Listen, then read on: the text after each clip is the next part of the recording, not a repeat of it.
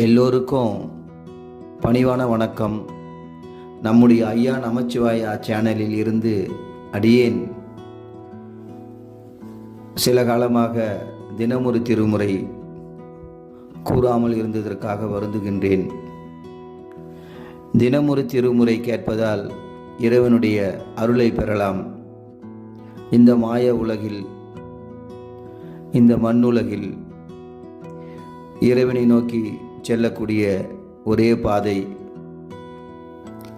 பக்தி பாதை. பக்தி மட்டுமல்ல, இந்த திருமுறையை படிப்பதால், நீங்கள் காதால் கேட்பதால்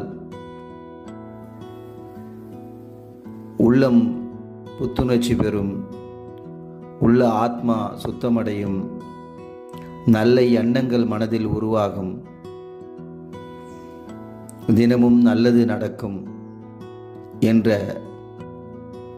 ஆழ்ந்த ஆத்மார்த்தமான நம்பிக்கையின்படி இந்த தினமும் திருமுறையை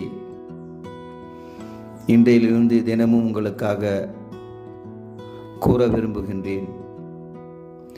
அதை கேட்டு இறைவனை நோக்கி செல்லுங்கள். சிவாய நம, திருச்சிற்றம்பலம் என்று மனதார அவரை நினைத்து 5 எழுத்து பஞ்சாந்தரத்தை ஓதி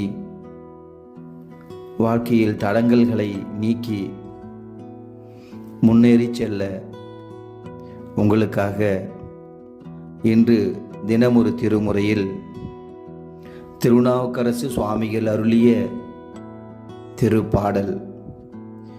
விண்ணிலார் தொழுது ஏத்தும் விளக்கினை, மண்ணுளார் வினை தீர்க்கும் மருந்தினை, பண்ணுளார் பயிலும் திருக்கோளிலி, அண்ணலார் அடியே தொழுது உய்மினே. பிரார்த்தனை.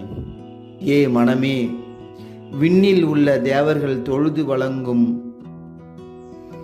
விளக்கும், மண்ணுலகில் உள்ளவர்கள் வினைகள் தீர்க்கும் மருந்தும் ஆகிய பண்ணுள்ளவர்கள் வணங்குகின்ற திருக்கோளிலியில் எழுந்தருளியுள்ள அண்ணலார் சிவபெருமான் அடியே தொழுது உய்வடைவாயாக, உயர்வடைவாயாக என்று இந்த பாடலில் திருநாவுக்கரசு சுவாமிகள் கூறியிருக்கிறார்.